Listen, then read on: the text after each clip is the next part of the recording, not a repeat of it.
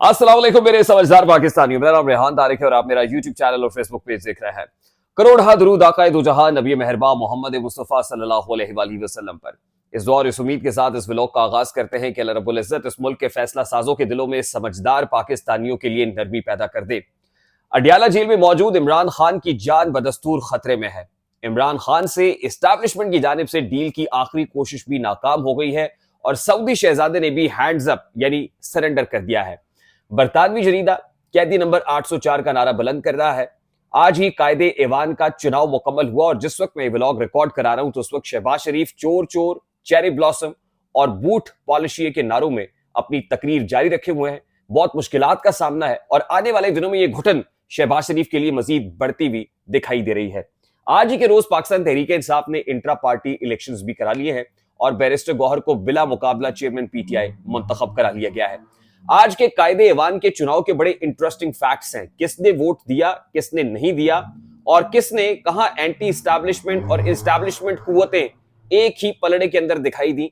ये तमाम तर मामला आज के इस व्लॉग में डिस्कस करेंगे और फिर असद कैसर का वो मानीखेज स्टेटमेंट जो आज के कायदे ऐवान के चुनाव के प्रोसेस से पहले दिया गया, उससे कप्तान की स्ट्रैटेजी भी खुलकर छनकर वाजे हो गई है।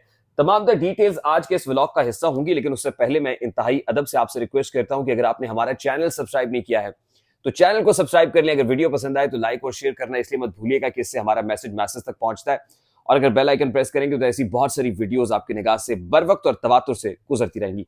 सबसे पहले तो इस वक्त शहबाज शरीफ साहब महवे गुफ्तगू हैं और उनकी गुफ्तगू बिल्कुल वैसे ही होती है जैसे वो करते हैं। लगता है उन्होंने भी एक तकरीर लिख रखी है, उसमें नवाज शरीफ का जिक्र भी कर रहे हैं, मरियम नवाज का भी कर रहे हैं, 16 माह की पीडीएम हुकूमत का भी कर रहे हैं, मुल्क को डिफॉल्ट से बचाया, मिट्टी मिट्टी सी तकरीर, होम्योपैथिक सी तकरीर करने के शहबाज शरीफ साहब आदि हैं। वही तकरीरें कर रहे हैं, इसलिए मेरी दिलचस्पी को बहुत ज्यादा नहीं है इस तकरीर को सुनने में। 201 वोट लेकर वो कायदे ऐवान मुंतखब हुए हैं। उनके मुखालिफ उम्मीदवार उमर अयूब खान को 92 वोट मिले हैं और फिर स्पीकर की जानिब से जो प्रोसेस बताया गया, गैलरी ए और गैलरी बी के अंदर लोग गए, 5 मिनट का वक्त दिया गया, फिर उसके बाद गिनती मुकम्मल हो गई। आज शहबाज शरीफ साहब को बावजूद इसके कि नवाज शरीफ यानी पाकिस्तान मुस्लिम लीग नून के कायद मौलाना फजलुर रहमान को मनाने के लिए उनकी रिहायशगाह पर पहुंचे थे। मौलाना फजलुर रहमान, उनकी पार्टी आज सिरे से ऐवान में मौजूद ही नहीं थी और उन्होंने इस प्रोसेस का बॉयकॉट किया है। ना सिर्फ मौलाना फजलुर रहमान बल्कि अख्तर मेंगल जो 16 माह की पीडीएम हुकूमत के हम इत्तेहादी थे, उन्होंने भी शहबाज शरीफ को वोट कास्ट नहीं किया और तो और शहबाज शरीफ के अपने ही अकलियती रहनुमा नेल्सन नजीम ने भी उनको वोट कास्ट नहीं किया और ये वो रहनुमाएं जो स्पीकर और डेप्यूटी स्पीकर के चुनाव के अंदर मौजूद नहीं थी और पाकिस्तान मुस्लिम लीग नून की जानिब से कह दिया गया कि इनको शो कॉज नोटिस इशू हो गया है, 7 दिन के अंदर जवाब तलबी हो गई है।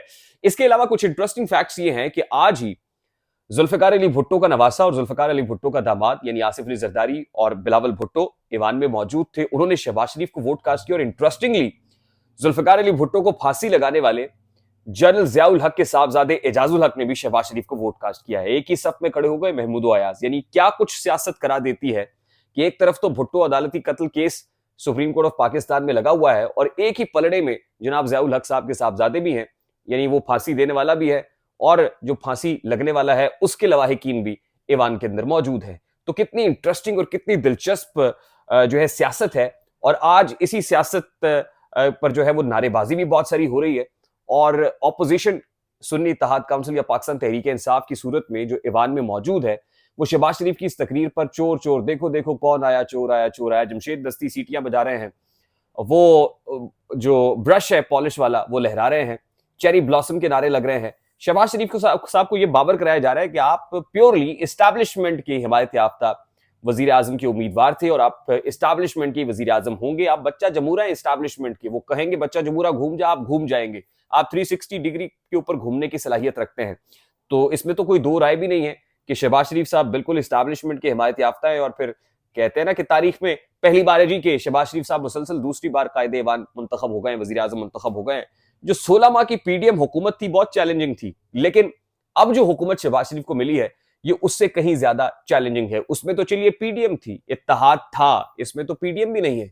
इसमें तो मौलाना फजलुर रहमान आपके साथ बैठने को कायल नहीं है, इसमें अख्तर जान मेंगल आपके साथ बैठने के कायल नहीं है, इसमें पीपल्स पार्टी आपको ब्लैकमेल करेगी, इसमें एमक्यूएम आपको ब्लैकमेल करेगी, इसमें इत्तेहाद की वो सूरत नहीं है जो इत्तेहाद पहले था, इसमें ऑपोजिशन तगड़ी है। उसमें ऑपोजिशन तो राजा रियाज की ऑपोजिशन थी, फ्रेंडली ऑपोजिशन थी।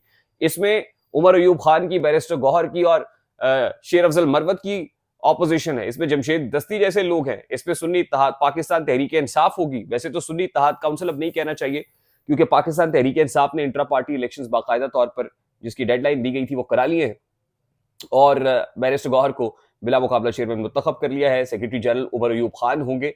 तो उसके बाद मेरा ये ख्याल है कि सुन्नी इत्तेहाद काउंसिल में जाने वाले वो मखसूस नशिस्तें लेने के लिए गए थे, जब मखसूस नशिस्तें ही नहीं मिलेंगी तो फिर पाकिस्तान तहरीक इंसाफ पे वापस आ जाएंगे और फिर इस तरह पीटीआई ही ईवान में मौजूद होगी।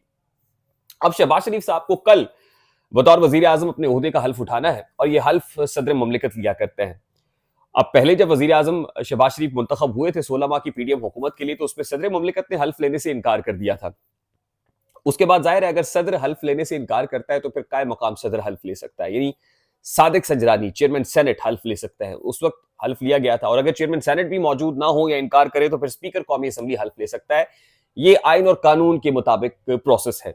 अब सवाल यह है कि क्या सदर मुमलिकत कल के रोज शहबाज शरीफ से हल्फ लेने का इनकार कर सकते हैं? तो हमारी तो मालूमात यही हैं और जराए भी ये दावा कर रहे हैं कि सदर मुमलिकत ऐसा हरगिज नहीं करेंगे और जाते जाते वो दूध में मेंगनियां बिल्कुल नहीं डालेंगे, बल्कि अब हालात बिल्कुल बदल चुके हैं। सदर मुमलिकत को भी बड़ा कैटेगोरिकली चीजें बता दिए गए हैं और ऐवान सदर की जानिब से जो मेहमान हैं उनको जो खतूत है, दावतनामे हैं, वो भी इरसाल कर दिए गए हैं। बड़ी बड़ी डिग्निटरीज होंगे, chief of the army staff general Asim Munir भी कल मौजूद होंगे, मोस्ट प्रॉब्ली डीजीआईएसआई भी मौजूद होंगे, chairman joint chiefs of staff committee general Sahir Shamshad Mirza भी होंगे, तीनों सर्विसेज चीफ्स भी होंगे और फिर chief justice of Pakistan justice Qazi Faez Isa भी इस हल्फ में मौजूद होंगे, जहां सदर मुमलिकत शहबाज शरीफ साहब से हल्फ लेंगे और बाकायदा तौर पर वो अपना ऑफिस एज्यूम कर लेंगे। शहबाज शरीफ साहब को वजीर आजम का प्रोटोकॉल मिल चुका है, सिक्योरिटी मिल चुकी है। प्रेसिडेंट आसिफ अली जरदारी साहब को भी ये सिक्योरिटी दे दी गई है। 9 मार्च को प्रेसिडेंशियल इलेक्शन होना है। खैर, ये मेरी राय में, मेरी दानिश में और मेरी खबर के मुताबिक प्रेसिडेंट आरिफ अलवी बिल्कुल भी अब ऐसा करने नहीं जा रहे हैं कि वो ओहदे का हल्फ लेने से इनकार कर दें और जाते जाते वो अपनी जो मामलात हैं वो इज्जत के साथ बचा के अपना दामन वो प्रेसिडेंट ऑफिस से निकलना चाहते हैं। तो वो लोग जो अभी भी उम्मीद या तवक्को लगाए बैठे हैं सदर आरिफ अलवी से कि वो कुछ ऐसा कर देंगे कि बहरान की कैफियत पैदा हो जाए, तो प्रेसिडेंट आरिफ अलवी अब कुछ करने के नहीं है। प्रेसिडेंट आरिफ अलवी का सॉफ्टवेयर तसल्ली बख्श अपडेट हुआ है और प्रेसिडेंट आरिफ अलवी बड़ा बुज़दिल सदर के तौर पर याद रखे जाएंगे। मैं इसलिए कह रहा हूं कि वो पाकिस्तान तहरीक इंसाफ के लिए कुछ खातिर खा कर नहीं सके। इमरान खान साहब अडियाला जेल में हैं और प्रेसिडेंट आरिफ अलवी ईवान सदर में मजे लूटते रहे हैं। इस चीज का गम यकीनन तहरीक इंसाफ के लोगों को, उनके फॉलोअर्स को भी होगा। अगली जो इंपॉर्टेंट बात है, मैं बार बार ये कह रहा हूं कि इमरान खान साहब, क्योंकि अब पूरी दुनिया एक्नॉलेज कर रही है कि इमरान खान सलाखों के पीछे भी हर रोज जीत रहा है, उसकी विक्ट्री हर रोज ज्यादा शद्दोमत के साथ आ रही है। इमरान खान साहब से मुतालिक बीबीसी ने एक आर्टिकल लिखा है और उसमें कैटेगोरिकली हेडलाइन लगाई है कि Imran Khan is winning despite being behind the bars. तो इसमें कोई दो राय नहीं है कि वो अडियाला जेल में बैठकर भी जीता हुआ है और जो स्ट्रैटेजीज वो बना रहा है। आज ही असद कैसर ने ऐलान किया था कि इमरान, हम लोग बायकॉट नहीं करेंगे, असेंबली में मौजूद होंगे और डट कर खड़े होंगे। और मैंने आपको बताया था कि इमरान खान साहब ने अपनी लीडरशिप को भी ये कहा है और रूल्स आइडेंटिफाई कर दिए हैं कि ईवान के अंदर कौन खप डालेगा और ईवान के बाहर कौन खप डालेगा और किस तरह मामला को आगे लेके चलना है। तो आज ही बीबीसी का ये जरीदा भी बड़ा अहम है जिसमें इमरान खान की विक्ट्री के बारे में बताया जा रहा है। और इमरान खान जब हर गुजरते दिन के साथ ताकतवर हो रहा है तो एस्टैब्लिशमेंट को खतरा जरूर लाहक है कि इमरान खान को कैसे एलियनेट करना है, कैसे साइड पे लगाना है। आज भी ये खबर अडियाला जेल से आई कि एक जहनी मरीज जो है, जहनी मरीजों के सेल के अंदर एक लड़ाई हुई और उसके अंदर ईंटें मारी गई, सर पे ईंटें लगने से एक जहनी मरीज चल बसा। आज से कुछ रोज पहले खबर हमने शेयर की थी जिसमें हमने आपको बताया था कि हसास जो सिक्योरिटी जोन है उसके अंदर अडियाला जेल में कैदियों की लड़ाई के माबैन एक कैदी चल बसा है। आज से चंद रोज पहले कैदी चल बसा, आज फिर अडियाला जेल से खबर सामने आ गई। Adiala jail high security zone है इटसेल्फ, वहां पर बड़े बड़े हाई प्रोफाइल कैदी हैं। ये खबरें अब सामने आ रही हैं। गुमान गालिब है, मैं ये बहुत पहले भी इस खदशे का इजहार कर चुका हूं कि उसकी अडियाला जेल की जो सिक्योरिटी है वो बहुत ज्यादा बढ़ानी पड़ेगी, क्योंकि खुदा ना खास्ता वहां पर किसी रोज कोई ऐसा हादसा रूनुमा हो जाता है कि जैसे ये कहा जाए कि जी ये तो मामूल बना हुआ था और कैदी के आपस में गुत्थम गुत्था हुए और किसी कैदी ने ये कर दिया। खुदा ना खास्ता अगर ऐसी को बात बन जाए तो फिर इसका जिम्मेदार कौन होगा? Who will be responsible? ये चंद दिन पहले वाकया हुआ, आज फिर ये वाकया हो जाना, ये इस खतरे की तरफ निशानदेही कर रहा है कि अडियाला जेल की सिक्योरिटी खातिर खा नहीं है, बेहतर नहीं है।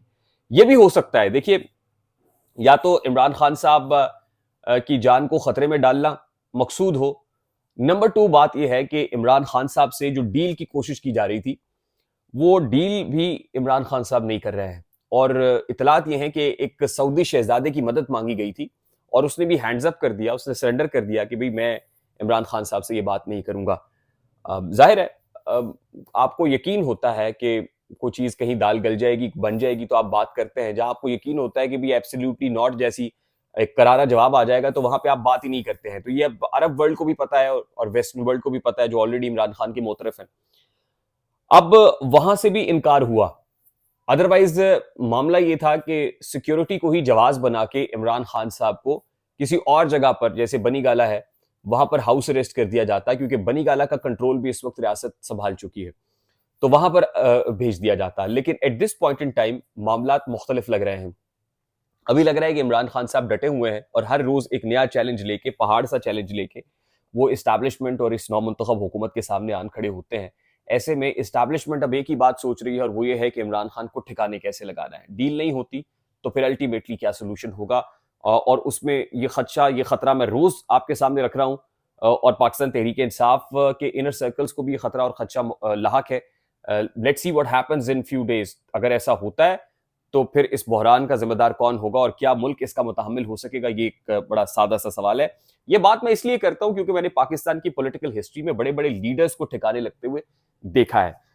लास्टली एंड वेरी क्विकली, आज ही जो इंट्रा पार्टी इलेक्शंस है पाकिस्तान तहरीक इंसाफ के, वो मुकम्मल हुए हैं, और उसके बाद लाइकली सुन्नी इत्तेहाद काउंसिल के लोग, उनको मखसूस नशिस्तें नहीं मिलती हैं इलेक्शन कमीशन ऑफ पाकिस्तान की जानिब से, तो वो पाकिस्तान तहरीक इंसाफ में वापस शमूलियत इख्तियार कर लेंगे। बहुत सारी डेवलपिंग स्टोरीज हैं, इंशाल्लाह जैसी डेवलप होती हैं, मैच्योर होती हैं, तो लेके आपकी खिदमत में हाजिर होंगे। अपना बहुत सारा ख्याल रखिएगा। चैनल पे नए हैं तो चैनल को सब्सक्राइब कर लीजिएगा, बेल आइकन प्रेस कर दीजिएगा, वीडियो को लाइक और शेयर करना मत भूलिएगा। मुझे रेहान तारिक को इजाजत दीजिए, अपना बहुत सारा ख्याल रखिएगा। अस्सलाम वालेकुम।